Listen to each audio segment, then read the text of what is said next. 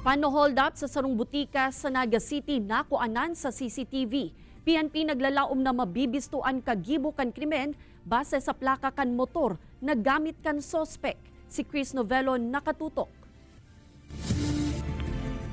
Sa CCTV footage na ini mahihiling na sibotan sarong empleyado sa laog kan sarong butika sa kalabaan kan Panganiban Drive, Naga City, Kasuudma. Sa saropang anggulo kan CCTV sa lugar, mahihiling man ang pagparada kan sarong rider na nakasulot nin full-faced bonnet as naglaog sa butika.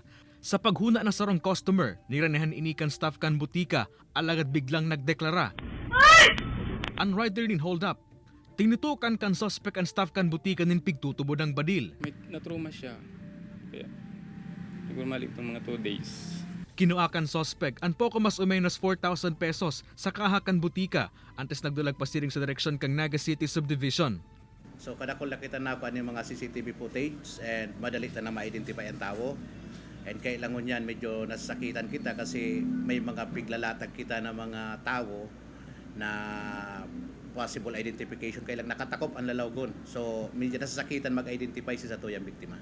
Saro sa mga pigihiling kan mga otoridad sa investigasyon ang kuakan CCTV sa luwas kan establishmento kung sa inako anan ang plate number kan motorsiklo. Sangon yan, pinapa-enhance na kan mga otoridad ang kuakan CCTV para matrace ang plate number kan motorsiklo asin masusog kung kiisay ini nakarehistro. Padagos man inaaram kan mga otoridad kung tunay na badil o replika ang darakan suspetsado. Pigsyerto man kan Station 2 na mas papahiguton paninda ang saintang police presence asin visibility. Nganit dahil na mangyari pa ang mga siring na insidente. Kay banan si Carlo Abunita, Chris Novello, Balitang Bicolandia.